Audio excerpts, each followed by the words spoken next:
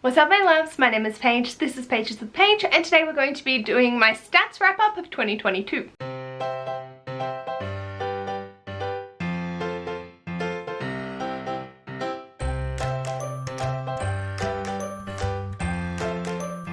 I love watching back these videos in the next year and seeing what stats I had of the previous year, and so I need to make 2022's. I have a few comparative stats to 2021 and a few little observations that I've made about my reading, and it was kind of funny because I felt like I've had a good reading year and I looked back over the stats and it's all okay. I feel like the stats are just saying, hey, you've read a fuck ton, but at the same time you were reading short things and you were reading less than the past 2 years, even though you still read more books. That's just the way that the cookie crumbles. I'm not mad at it. Let's have a look at the stats. So we'll start with my year in review from Goodreads. I read 181 books, and according to Goodreads, I read 55,934 pages, which is incorrect. I read 55,368, and in 2021, I read 55,741. It equates that literally I read a page a day less, and that's where that came from. I love looking at that stat. In terms of hours listened, I added an extra 73 hours. I read 474 hours, which is mind-blowing. Still didn't read as much because I was listening to short things and slowing down the audiobook so I could comprehend it better. The books I acquired was 172, and we'll talk more about that in my book buying challenge review. Shit.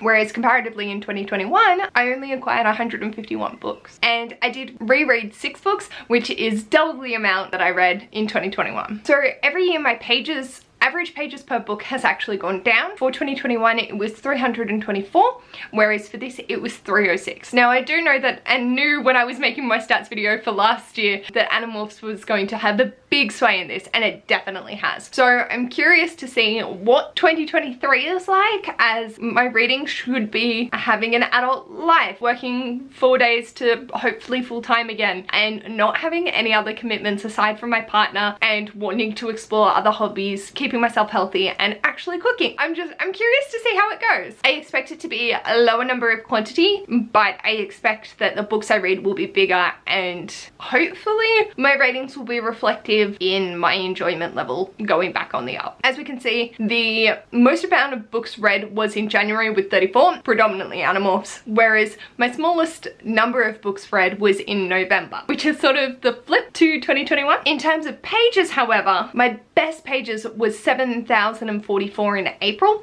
which my lowest month in 2021 was April. So I completely flipped my reading in 2022. But my smallest number of pages was actually May. So going from that high to the low with 2,004 pages. In terms of format, this gives me a giggle. So I read 94 physical audiobook combinations, which is the exact same amount as 2021. However, I read more audio ebook and ebook audiobook combinations thanks to Animorphs and focusing on arcs occasionally. And I only read 15 physical books rather than the 48 physical that was the year before. In terms of the physical audio percentage, for this year it was 51.9% of my reading, whereas last year it was 55%. So just where the numbers lie. In terms of audience, I remember in 2020 I was having an existential crisis because I read a lot of adult, and adult has taken the lead once again. So I read 72 adult, 52 YA, 47 middle grade, 7 new adult, and a children's. So I read more of everything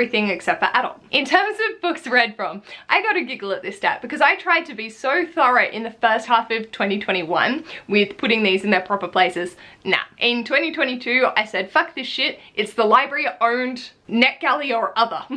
So I read 105 owned books. I read 50 from the library, and this was inclusive of Libby, Hoopla, any of those also came under that. I read 13 other, which was accruing it 3 different ways, 2 from Kindle Unlimited and 1 Audible exclusive audiobook. So for 2021, I had 18 gifted and owned 86. So collectively, that made like 62% of my reading, with my owned solely being my predominant part. It was 58.3%. So my library definitely stepped up because that was 27.8% of my reading, which predominantly ebooks and audiobooks, whereas the year before it was 34 audiobooks, which equated to about 20%. My listen via fills me with joy. So my 2021 was a fair range. Scribd and Audible were vying as my top with 37 to 39 each, and then Libby and BorrowBox were on par with around 15. I read 1 from BorrowBox, 3 from Scribd, 7 from Other, 26 Audible, and 105 books from Libby. I am stoked. This is 73.9% of my reading of audiobooks came from Libby. Like, yes! Ah, marvelous. Fills me with joy. So I'm so happy to have been able to find things on my Libby app and be able to utilize it so much more. Then for my series, for 2022, I did want to have a little bit more of a focus on it, but it ended up being mostly starting series. 125 books were parts of series, which was 69.1%, whereas I read 56 standalones. There was definitely more of a swing towards parts of series. I will go into more in-depth discussion on this in my series 2022 diaries. Then in terms of ratings, I found this really interesting because according to my spreadsheet, rounding up, I had the same average rating. However, according to Goodreads, I have a 4.2, whereas my average rating on my spreadsheet is 4.3, and I do give half stars. So I feel like for Goodreads, I might round down a fraction more than rounding up in the 4.5 bracket, depending. But overall, I had 44 5 stars, 44.5, 74 4 stars, 23.5, 2 3 stars, and 1 1.5 star. 41% of my rating was 4 stars, and the 5, 4.5, and 4 stars made up about 66% of my rating. Whereas in 2021, I had 51 5 stars. So I definitely swung higher to the 5 stars in 2021, but that's totally fine. Reading does as it does. So in terms of genres read, I knew that this was going to be completely and utterly fucked due to reading 36 Animorphs. So with that, 34.3% of my reading was fantasy with 62 books. Sci-fi was my next with 26.5% and 48 books being sci-fi. Then I had 11% paranormal with 20 books. Then I had contemporary at 7.2% with 13 books. Horror made an appearance with 3.3% of my reading as I read 6. And then the combined next lowest was nonfiction and romance, where I read 5 each, equating to 2.8% each genre, which is very different from my 2021. Fantasy was still my top genre, which was 45.6%, 78 books. Then I had contemporaries being 17.5%. Then I had non-fiction being 6.4 because I read 13 in 2020, 11 in 2021, and now 5 in 2022, with 2 of those being in December. And then I had classics at 5.3%, sci-fi at 4.7%, and then poetry as my 6th highest genre at 4.1%. Very interesting. It's weird. I don't know. I definitely would like to see more of a skew back into reading a little bit more non-fiction. I think I just got very overwhelmed last year with wanting to read all the Animorphs and then that not happening, and so I sort of put myself in a slump for 2 bits of the year. Also, life fucking happened. So anytime I tried to go towards a classic, shit hit the fan. And yeah, good fun for that. We'll see how this year goes. Then my author status was a pretty much 50-50 split in 2021. For 2022, I had read 123 books that I had read from the author before, and only 58 new to me, which is just crazy. So it was 68% to 32%. And then finally for publishing, I did mention that 47% of my reading was from 2021, 2020, and 2019 in 2021's video. So I wanted to compare the 3 years chunks. So for 2022, 2021, and 2020, it only made up 31% of my reading. So I definitely went towards the older. Thank you, Animorphs, for making the 1990s a predominant feature in my publishing.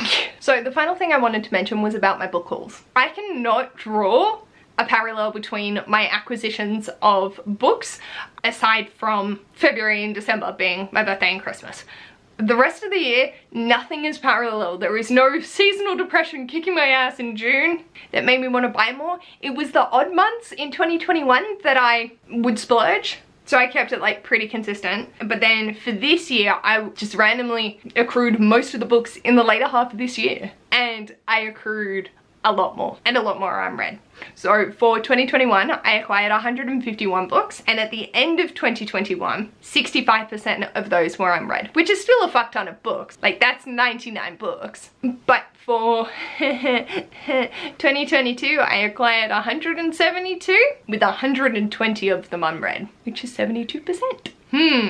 So I think this is just making me more knowledgeable of my reading and where I feel comfortable sitting. I want my hauls to be less, absolutely. I think hands down, if people are unhauling shit, I need to just block it from my mind. I cannot see it. I cannot communicate that I want things, even if I do.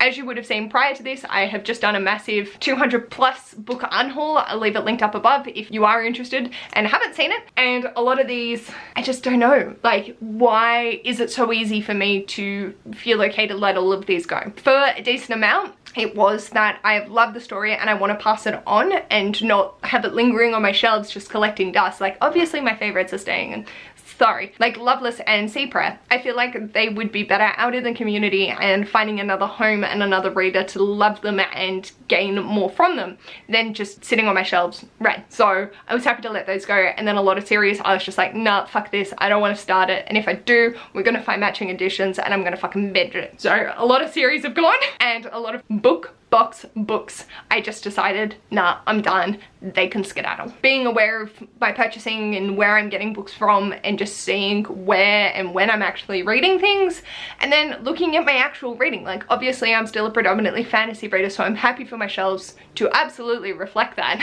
but also, you know, trying to branch out and encourage myself to read things that I don't normally go towards because it's fun. But yeah, it was just very interesting to look over these stats, and I hope that you've enjoyed the journey. I apologize for not mentioning to get a cup of tea and a snack prior to the end of the video because you might have needed it. But yeah, that's really everything. I am curious to see what my reading is. I will talk more about my book haul and my series in another video coming out in the next 2 weeks. So if you're interested in more of those breakdowns, aside from my own mentality, they will be there for you eventually. But yeah, aside from that, let me know in the comments, did you keep track of anything for next year? There are 2 things for my spreadsheet that I wanted to do for this year and didn't end up doing. So I'm going to try for 2023, which is to have it as starting, continuing, or finishing a series, as well as the page range, because I would like to see where I'm sitting with that. I do know that I read 14 big books, so I'm happy with that, but considering I read 180, I think my mentality for 2023 is just to enjoy what the fuck I'm reading. I want to finish my series and I want to tackle some big books. They go hand in hand sometimes, so this is a good idea. And I'll leave my goals linked down below in this run of videos finishing up the year and talking about the goals for 2023 and where we want to go. Let me know in the comments, did you track your reading? Was there any interesting statistics that you discovered? And what was the best book that you read this year? I'll see you in my next video to discuss that. But if you like this video, feel free to give it a big thumbs up. And if you'd like to see more of this mess, feel free to subscribe. I'll hopefully see you in my next video. Bye!